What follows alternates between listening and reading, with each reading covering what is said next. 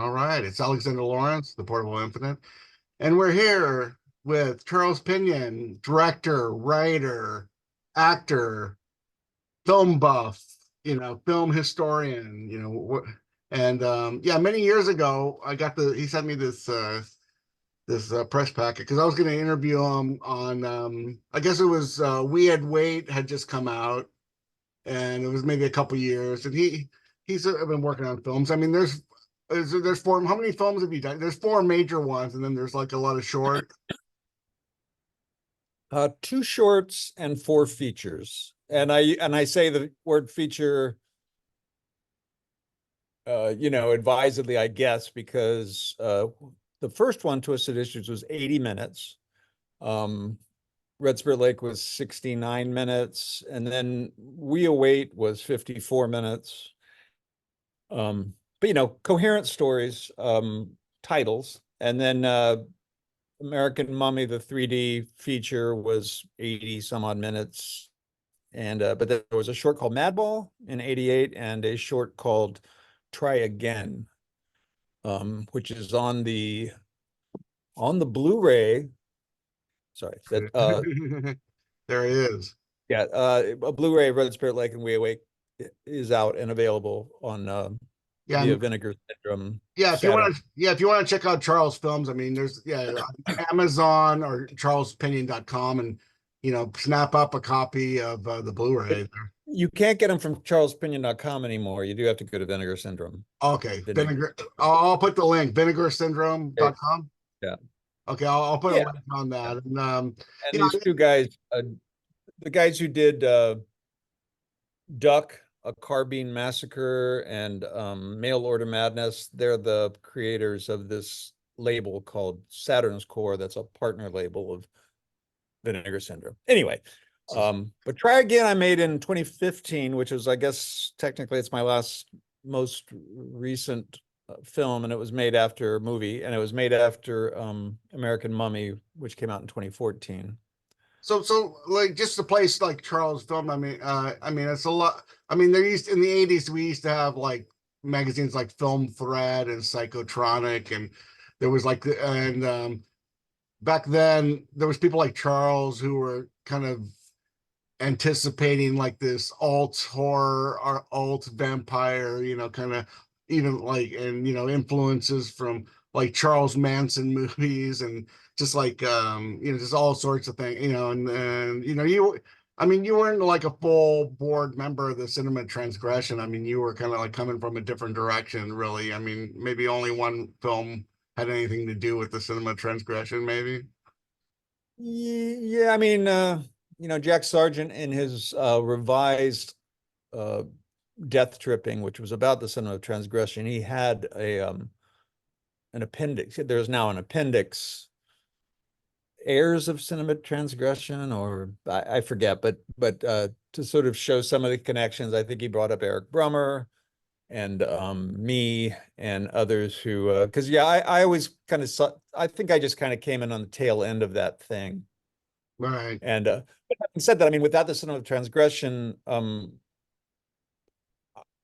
the fact that I ejaculate on screen, hello everybody, hi mom, in the Red Spirit Lake probably wouldn't have happened, because if I remember in the way that art sort of talks to each other, Richard had just done a movie called The Photographer, I think, or The Evil Photographer, or something like that. Yeah. Where or, he or shoots the camera on himself, actually. My Nightmare. Is that what it? I could have sworn it was called The Evil Photographer at one point, but he like might have had a couple of years.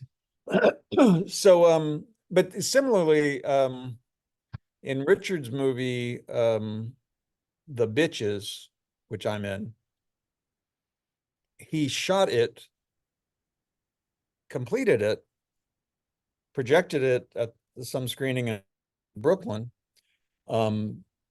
then or somehow it lined up with then us doing Red Spirit Lake, where he gets fisted to death.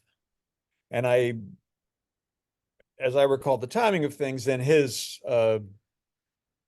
answer to, because the Bitches just kind of didn't work It just kind of felt like a little loop that ended. It didn't really, to move it up to the next level where then I get sodomized by these two girls. I feel like was a response to the Red Spirit Lake, because the thing is as you're doing stuff, and especially at that time when just things are just this, it wasn't like trying to top each other, but it was just about just being aware that you're on this cultural kind of movement, and again, without it feeling cultural, but just and for example, Lydia and other women were featured in this research book called Angry Women, and that was about reversing the gaze and a variety of things it was about, obviously, a bunch of different writers. But I do recall walking with Richard from one side of from our department or whatever to whatever, but as one does in New York, just going on this long stroll and chatting. And we were chatting about that research book and Angry Women. And I seem to recall just both of us kind of acknowledging that, we have to step up our game if we want to have any kind of relevance or, just keep moving forward, so I think that was definitely a meeting of the minds. I just remember vividly. And then when he said, I want to continue working on the bitches. And I'm like, okay. And then it's like, oh, I see, Richard. Anyway, it's just, I mean, it's funny. So and we're human. You're from Florida, right? My dad was in the Air Force, so I see. we moved every 3 years. I see. Okay. Really from anywhere, but when you did Twisted Issues, you were kind of associated with Gainesville, Florida. I mean, Gainesville, Florida. University of Florida. I did go there for undergraduate. All right. Several years, came back to do a graduate degree in art education. And there's a few people that are associated with Gainesville, like Harry Cruz and Paget Powell, and some writers, and absolutely. So Jerry Olsman, photographer, pre-Photoshop, did these magnificent multi-layered stuff, but all in the darkroom. And so when you did Twisted Issues, I mean, there was like a punk rock scene going on, and and there was a skateboard scene, and you wanted to kind of document some of that stuff that was going on around you. My initial thing was that my dad had bought a VHS camcorder, and this was just something that happened a lot with us, that he would then he'd want to move on to the next thing, and then he'd give me whatever. I had siblings, but I was the only one who's kind of interested, so like when he'd get a new receiver, hey Chuck, you want my old receiver? Sure, Dad, and so on. So I had his camera. He gets handed me down, and meanwhile, an incredibly vibrant punk rock scene, or whatever you want to call it. A lot of it happening in house parties. And what would happen is you just see this amazing show, and sometimes it would be like touring bands, and that's kind of a separate thing. But touring bands, TSOL, whatever. Often that a house party be the only place they could play because the place got shut down or whatever. But what would happen is then the show would end. And it's just humid, it's Florida. And suddenly the ringing in your ears is the silence afterwards. And I just look around and I went, fuck now. And that's it. It's a memory. So that was the thing that made, I'm just going to start shooting some of these shows,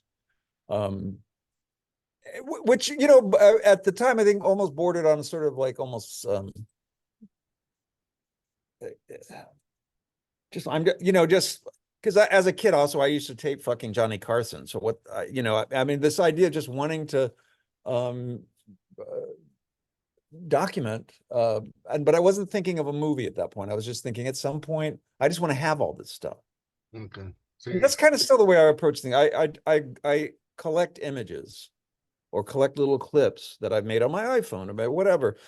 Maybe this would be a point of view shot in some movie, like a lot of my stuff builds from that, like not necessarily, I mean, I storytelling sadly, I don't think really is my strong point per se as far as scripting. Like I love collaboration with writers because, but in terms of visual, in terms of, like Try Again, which is about suicidal ideation, this 2015 short movie I made, it started with just one image.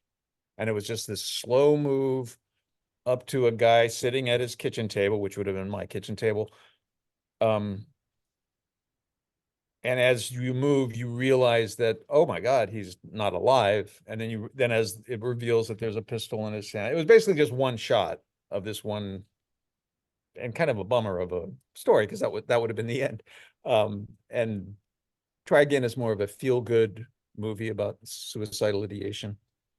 And anyway, so yes, so Twisted Issues started that way, and then it was a great scene. There was a Hare Krishna free lunch scene on the what other colleges would call their quad, but what do we call it? The Plaza of the Americas.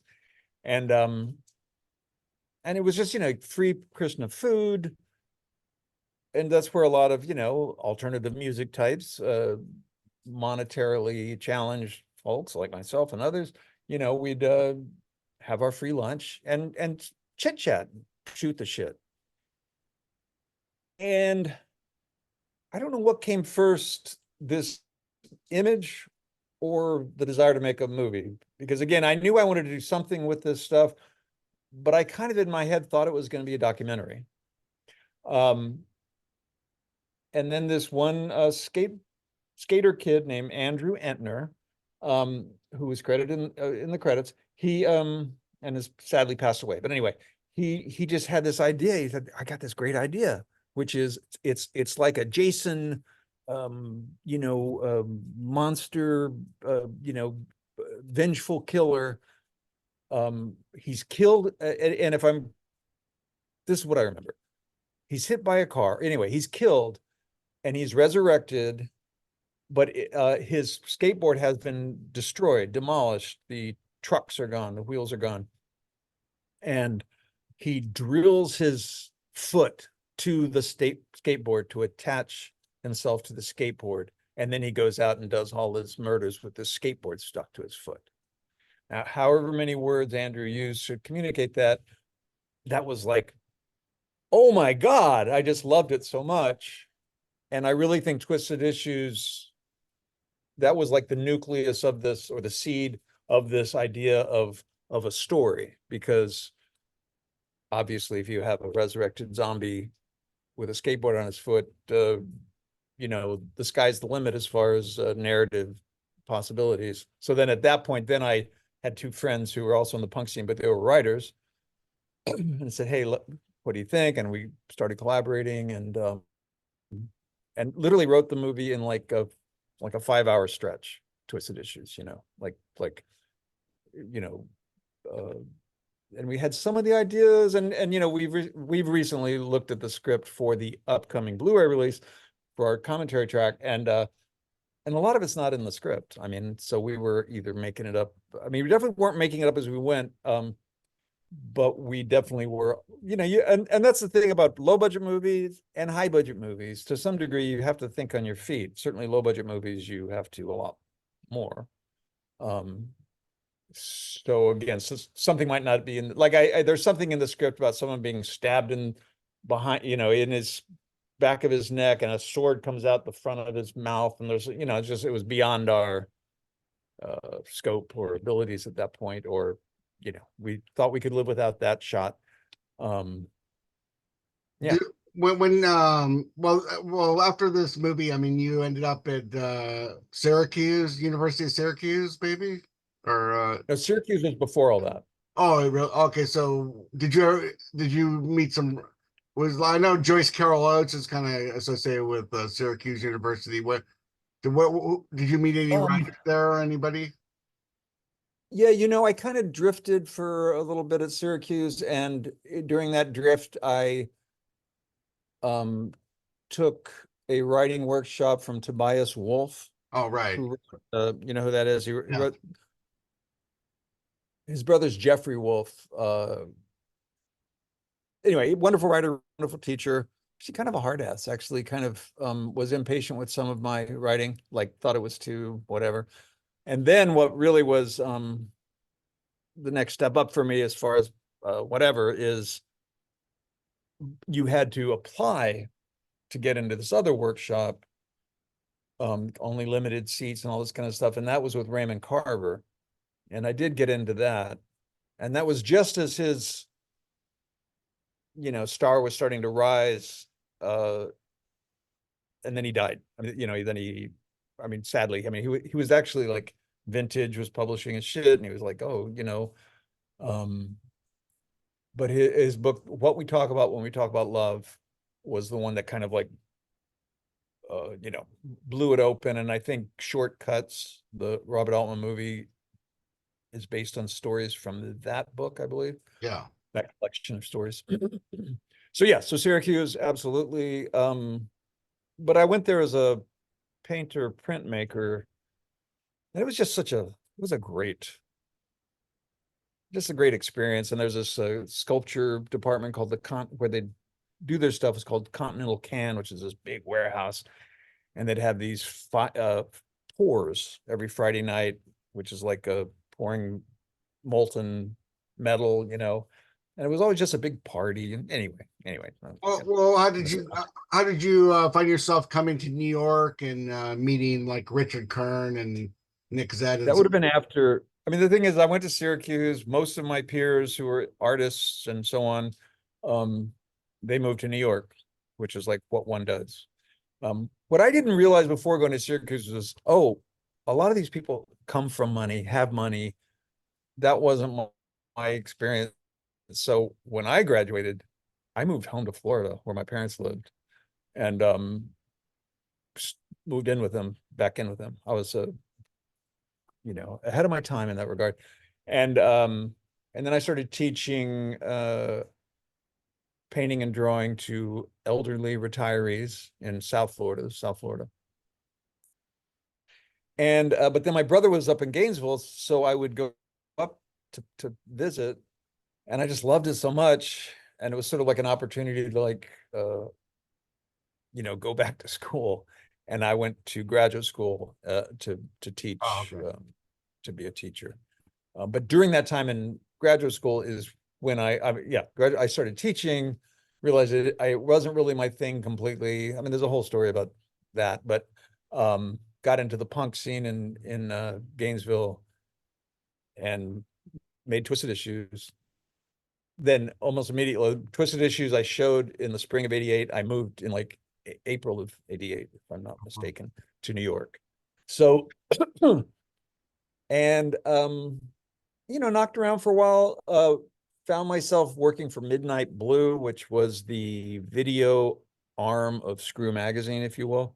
Yeah, it used to be on the local cable channel, that one. Yeah, and they were really ahead of their time. And I remember in the '70s reading some article in Time about Midnight Blue and how it was, because bare asses on screen. And so yeah, so that was cool. And then a good friend of mine who worked for Screw, he left Screw, and I kind of rolled over into that job, doing paste up back when you still pasted things up. And so then I worked at Screw, and that's where I met David Aaron Clark. And he opened a lot of doors just in terms of friends he knew. But about Richard, when I first moved to New York, I went to a place called See Here. Have you heard of it? Do you remember See Here? Yeah, I worked there. I worked there like Okay, you worked there. yeah, Okay. like in '98. Yeah, Ted Gottfried was the owner. Yeah. So I went there with kind of hat in hand. Do you think you'd want to sell this here? My copy of Twisted Issues. Consignment, I'll take 2 copies, whatever. And then the next time I come in, which is if you ever had to do consignment, you come in and go, anybody buy anything, can I get my $3? He said, hey, do you know who Richard Kern is? And I was like, and I'd already, in Florida, before I came up, I was reading film threats, so I was getting kind of steeped in Nick Zed, Richard, etc. And well, anyway, the guy said, Ted said, well, Richard, he wants to trade tapes with you. I said, really? Oh, wow. He said, yeah, he thought yeah. So anyway, so then I, and again, I feel like I'd only been there a few weeks or something. I remember going up to Richard's, I think he had to throw the key out in a sock. Oh And I yeah. went out. It's really nice where a lot of his movies were filmed. Great wooden floors, really nice spaces. I mean, I think Tesla lives in the same building, right? Or I is it, don't know. I don't know oh, because I didn't really know Tommy Turner. no, Is that what Tessa Hughes Freeland lived in the same building as Kern or on the same block. I didn't know. I don't think that was, I don't think I knew Tessa. But anyway, so we're shooting the shit, and his only thing, and because I'm just like, you like Twisted Issues? And he was like, yeah, I mean, I wish that dark-haired girl would take her top off while I'm watching it. But other than that, well, you know. So that's where I met Richard. But then I wasn't really close to him. Um, and similarly, I sent a copy to Nick Zed, and Nick Zed didn't like it. And this is just okay. It's just, I mean, but it was that first one was like I was like, oh my God, I'm in a fairy tale. I Richard likes my movies. But so anyway, after working at Screw for a while, yeah, David Aaron Clark, through him, and then my collaborator Annabelle on We Await and Red Spirit Lake. Yeah. That's how I met her. Yeah, through well, Rich. yeah, I met David Aaron Clark. Was living in San Francisco. I guess you followed him there, and then like No, vice versa. Vice oh, versa. he followed you there. Yeah, I moved into San Francisco, but he and I would still communicate. And Oh, he had bought a condo. He had bought a condo in New York. I mean, he oh, was, right. Oh, he was um, kind of stuck there for a but while. he got stabbed by his girlfriend, Yeah, I remember that. Yeah, and it was in the Post. Porn editor all cut up after spat with kinky cutie, yeah, that's the and it one. was a picture of him. That's the girl I met. That one. I think that's the Oh, same. really? Okay. Yeah. So so I've done it. so David like, Aaron Clark, drawn by Mike Diana all right. for I met him. I met him a before too. Yeah, special edition of yeah. He's another We. guy. He used to live in Williamsburg or something. So like you moved to San Francisco, and then somehow your connection through Richard Kern. I mean, a lot of the I mean, although not really a cinema transgression film, Red Spirit Lake has some of the actors from those films. Right. And then you got and then where was that filmed at? That's in like a cabin somewhere. That was in Vermont. Oh, That was okay. filmed So in Vermont, and that's why while we still lived in New York, while me and Annabelle still lived oh in New York. oh you're I finished it, I finished it. We finished it, editing it in San Francisco. oh okay. Okay, so We shot it. okay, so yeah, and then when we get to We Await, I mean that's a lot. You get a lot of people that were kind of like the San Francisco luminaries, like are the kind of the equivalent of the New York group. You have like Becky Wilson, David Aaron Clark Right. was there, Simone Third Arm, and a lot of the San Francisco, kind of the underground people that were there during the '90s and stuff. I kind of noticed that. I mean, Right. I get, yeah. Oh, Alyssa Taylor Went was there. She was there most of the '90s, Yep.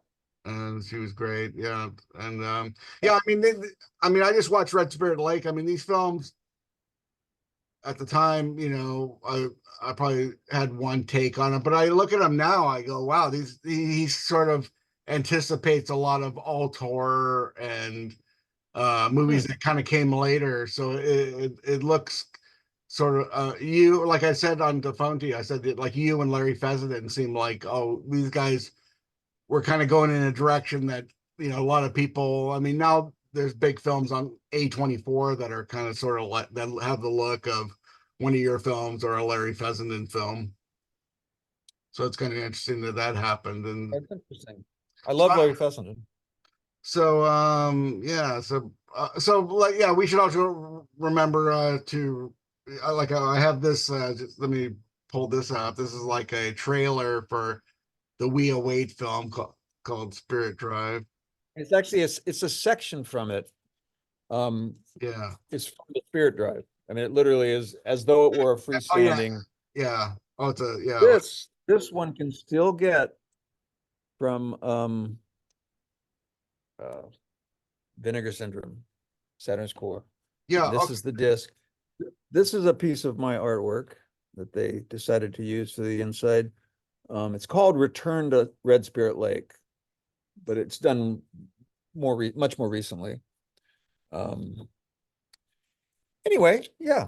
Okay. Well, let's see. I don't know. Do you want to talk some more, or or I mean, You know, because we're pump a running out of, question at me, I'll answer it. But well, let's just mention American Mummy real quick, and like where can people see that or get a copy of American Mummy?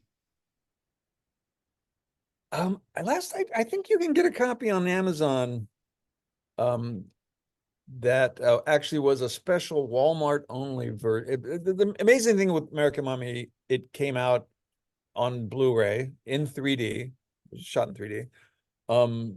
So for that alone, I'm happy because there exists a durable version of the movie in 3D, which is what I shot it in.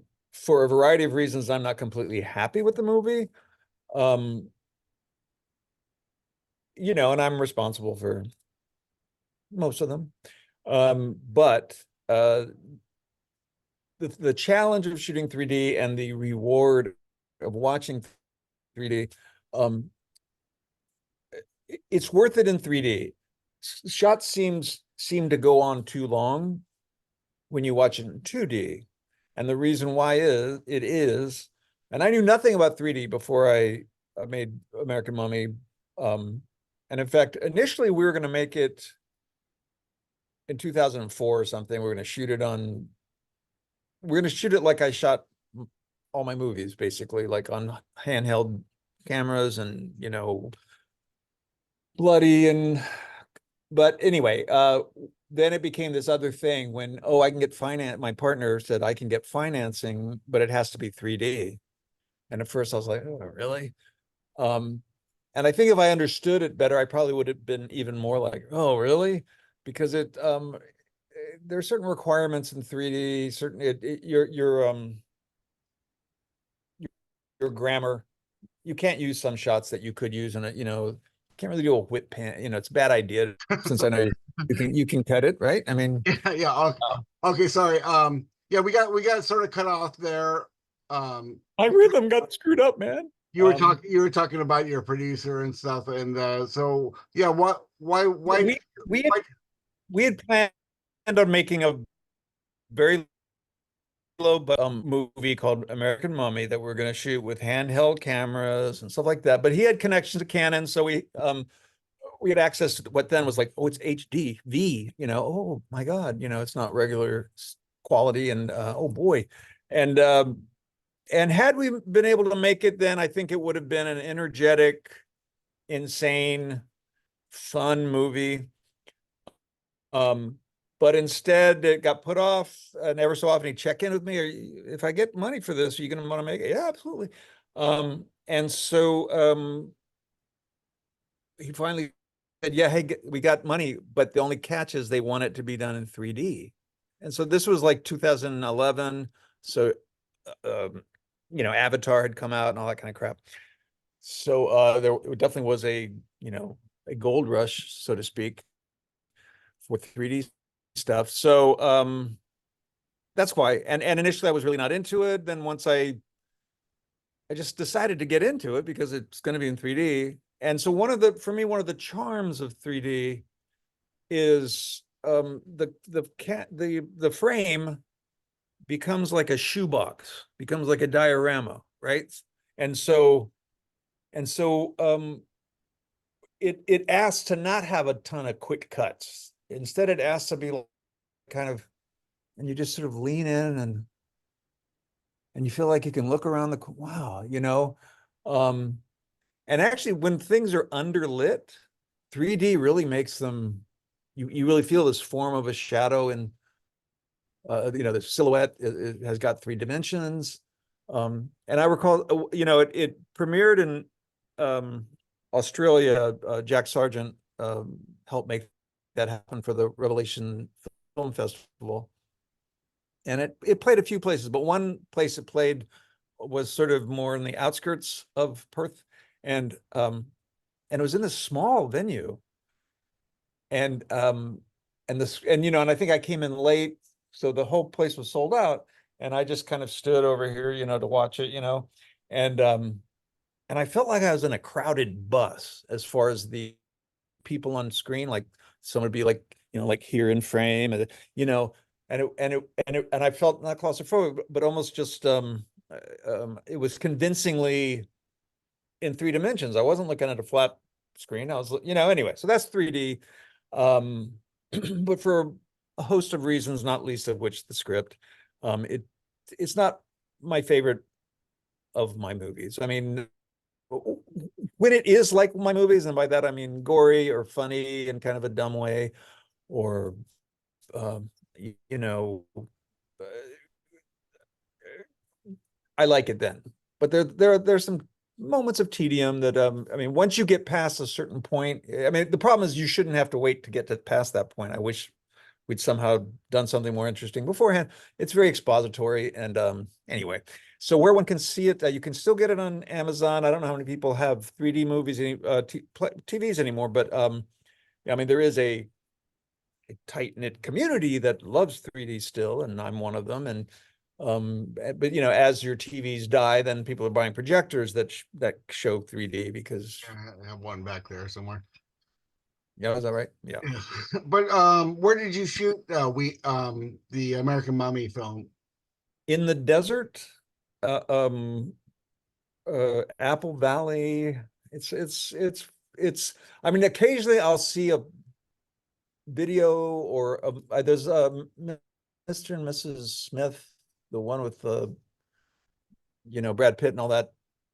Oh, there's a part of it that's shot there, and you can kind of recognize it. It was arduous to get there, like cars were getting stuck all the time. I mean, there really were the way Red Spirit Lake its challenges was that it was in the snow, and we really shot it in the snow, and that that was certainly a hardship for the talent, especially the nearly nude talent. But similarly, shooting in the desert had its own issues: wind, sand, and cars getting stuck. I mean, trucks getting stuck. Getting stuck, calling a truck to come tow you out, the tow truck gets stuck, and then that more giant truck had to come out. I mean, it was insane. It was insane. And but I loved it because I camped out there to protect the equipment while most everyone else went back to these motels a few miles away. So I basically never left the set. And the set was this incredible. I mean,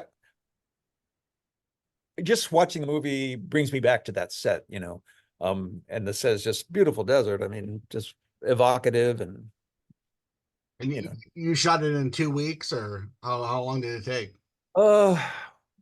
I think the whole thing was 19 days maybe, and in the desert was a good week-ish. And then we had a warehouse that we built the tents. Much of the action takes place in tents.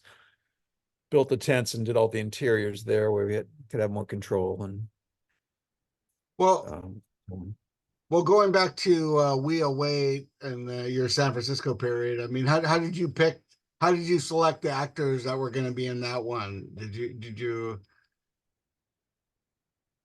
How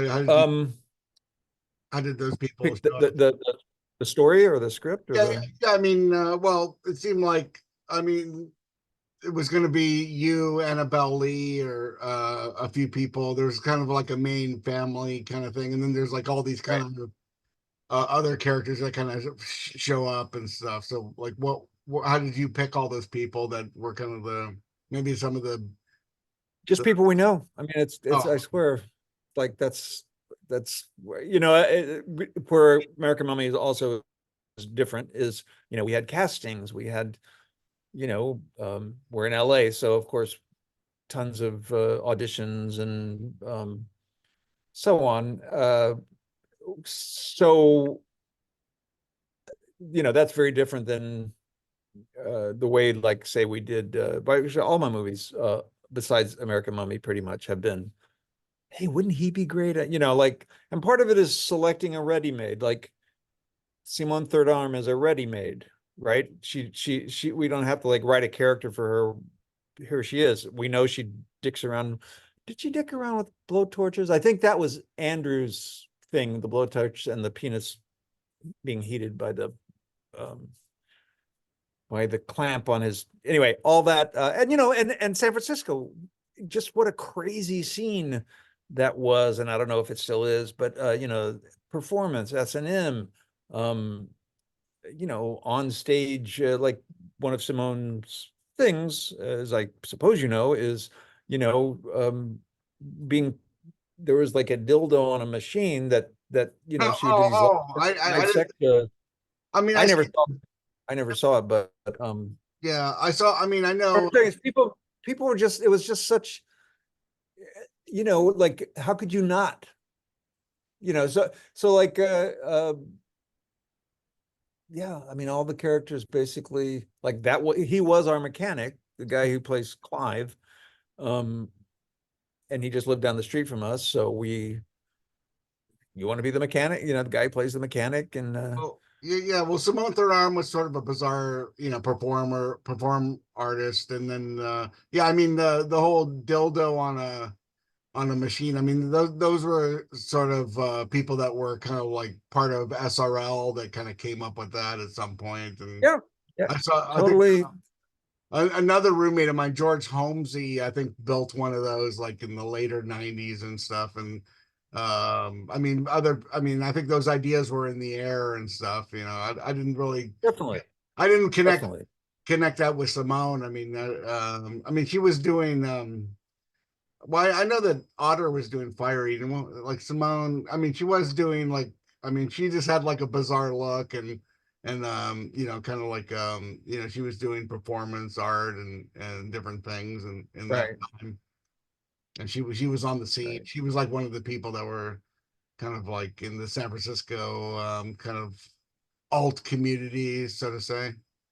And like Well, to your earlier point, I mean, it was just I think it is a good cross section of a certain demographic of San Francisco at that time. yeah, Uh, yeah, definitely. and what one of the, because it's based on something called Killbillies, which I actually tried to get made in New York City, which was about a remote family of cannibals who would disable vehicles and harvest killers. Uh,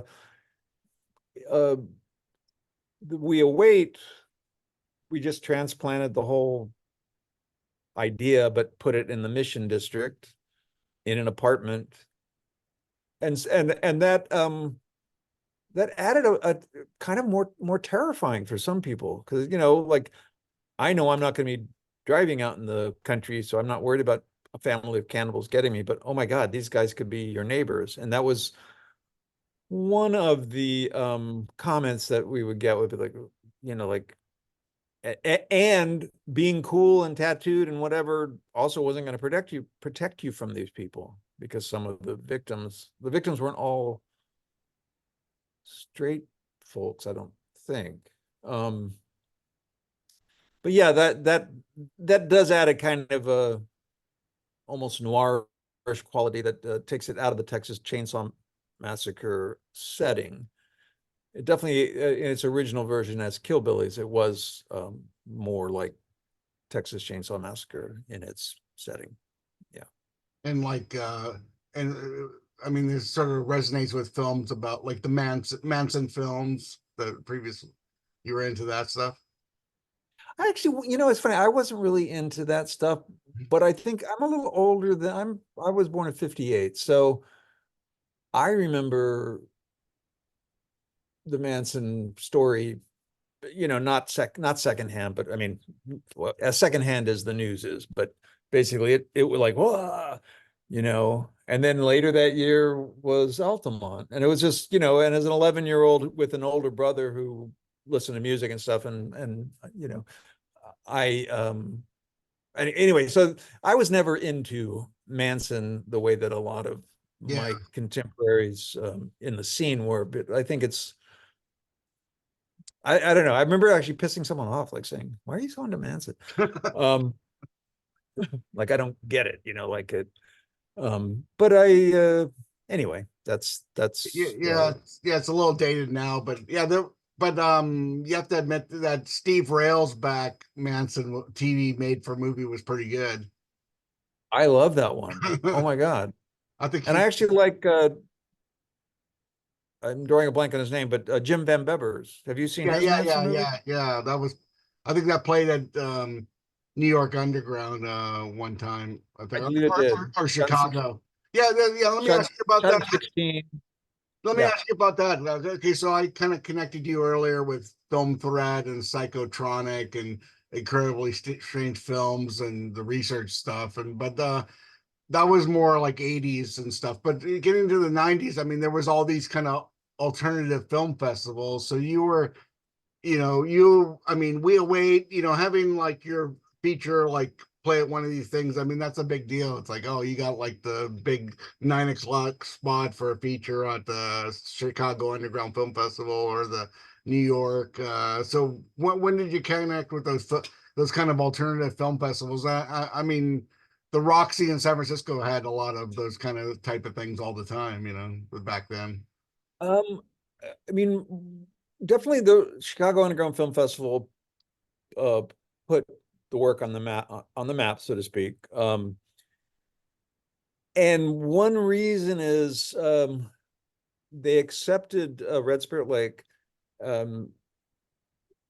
despite the fact that it was shot on video. And it's kind of I've addressed this in other contexts, interviews, and whatever.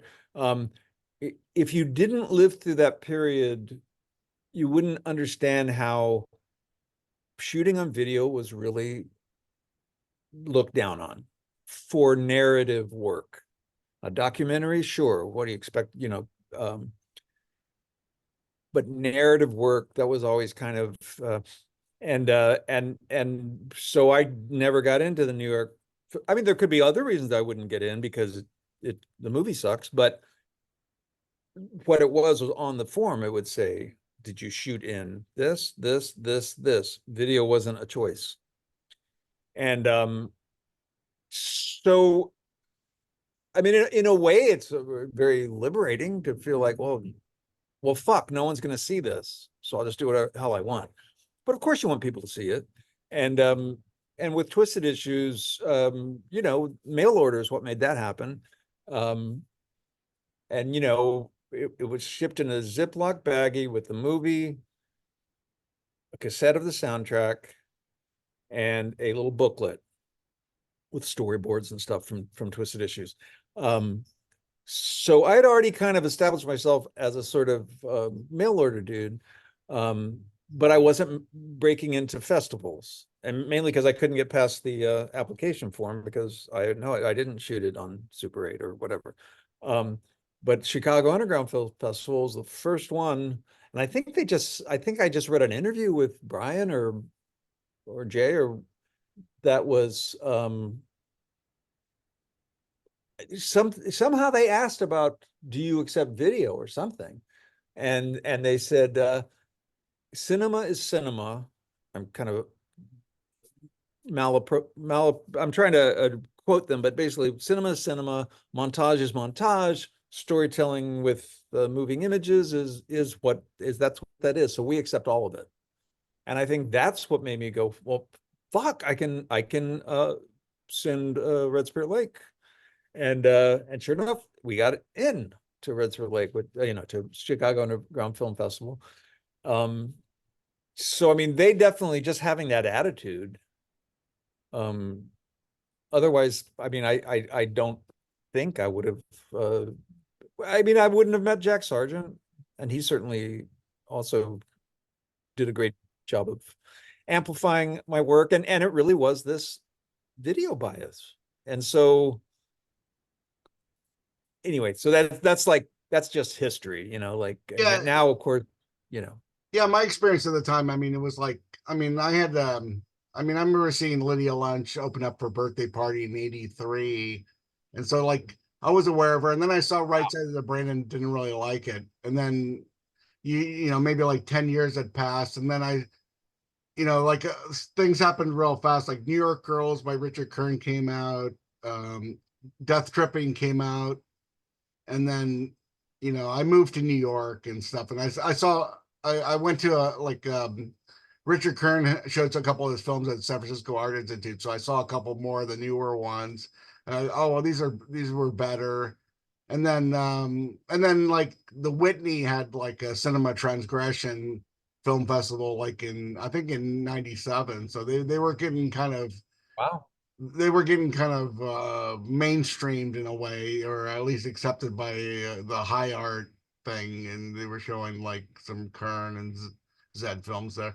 So Right. like reading the Jack Sargent book, I mean, he really like kind of made me way more interested. I go, oh well, these guys are doing really interesting work. And I mean that whole time, I mean, there was like a lot of great films, like like Harmony Korine's Gummo, and Vincent Yeah. Gallo. Buffalo 66 came out in '98. I mean, Right. it was like the last great time. And then people were shooting on film and video, and then 5 years later you get to people are making films with iPhones almost, so like Yeah. the whole Yeah. like film purist thing kind of went out the window. And it's like, okay, because like you could, the video quality or digital filmmaking became like a thing. I mean, there's like I worked in the same office as the Res Fest, Res magazine guys and stuff, and that I think the whole purpose of that was like like the whole shooting on digital film or something. I think that was the idea there and stuff. So I mean, yeah, like that whole kind of video film thing. I mean, which kind of separate film snobs and stuff for so many years. It just by 2000 or 2005, it just became like a non-issue after that. Right. And Right. so, so I mean, that's why we can look back at your films and go, oh, this is okay. Just because like you're just kind of I mean, you're looking at a film for different reasons, or just who's doing yeah, I mean, because there's like mainstream film, and then there's just like whatever else is there. What else, who are these other guys? What are they doing? Are they doing something interesting? And I mean, you're definitely one of those guys that kind of have. And you did a lot of these films with like very little budget and very little money and stuff. And Yep. we American Mummy like looks better because because the technology it became more affordable. And is that a reason? It was shot actually each eye of the stereo camera thing was HD, wasn't 4K, so it wasn't like super, but definitely higher quality than anything I'd shot before. And then the fact that it's in 3D again, I mean, you don't have to see it in 3D. It actually looks, I think it looks lovely as far as like the lighting and the so on and cinematography. But it really, for me, the ideal way to see it is in 3D. Would you like release like a black and white version, or like just of that movie, or like Because that's what people are kind of doing. I don't I'm, know. It's so bloody. I mean, it's like, I mean, I guess it'd probably work in black and white, but I, well, I mean, like it looks the way I saw it and kind of what I wanted it to look like. And for me, color is really important. I don't know. yeah. I mean, something I may never make, but a script of mine called Thousand Eyes It initially was going to be shot. I lived in San Francisco. It was going to be shot in 16 millimeter, black and white. But it was also like, you know, a 41-minute movie or something. Like I kind of expanded it once I came to LA to try to get it made here and so on. Well, what are you gonna do next? Let's wrap it up. We've been talking a while. What are some of the things on the horizon? It's 2024 now. What are we gonna do next? What should people look out for? I don't know. I'm kind of you know, I broke my hand a year ago, and I suddenly had to stop working. I had a you know, regular job and physical job. I worked in pest control. But it was a great straight job to have for about 5 years. And now I'm returning to painting, which I haven't done any painting for since I was at Syracuse. So we're talking decades. I have a few musical projects in mind.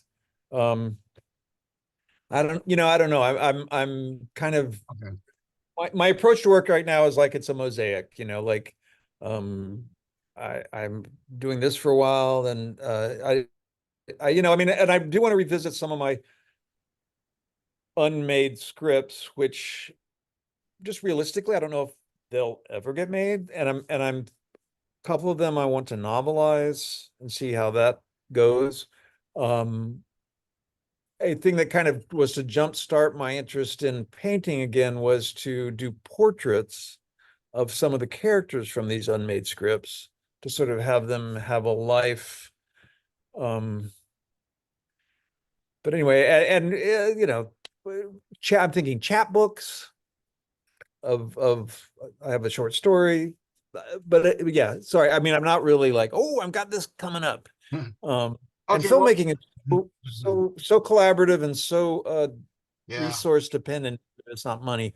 I don't really know when that's going to happen. Yeah. So if, just to check up on what you're doing in the future, I mean, people should go to charlespinion.com. Do you have like a Instagram or somewhere where people should go, or no, anything? There's a Charles Pinion Artworks, I think, Okay. on Facebook, but And no, I don't have an IG. then American Mummy you can find on Amazon, and then the double CD. That's who made that again? The Double CD. the We Await. Yeah, this Vinegar Syndrome. Okay. Yeah, Saturn's Core, Vinegar Syndrome. Yeah. Okay. Go to there, and then Twisted Issue should be coming out maybe this year, also from Vinegar Syndrome, but via AGFA. Okay. So I'll definitely have a link to those things and stuff. So well, thanks for talking to me. Thank you, man. And we'll put it together here, and let's see. Okay.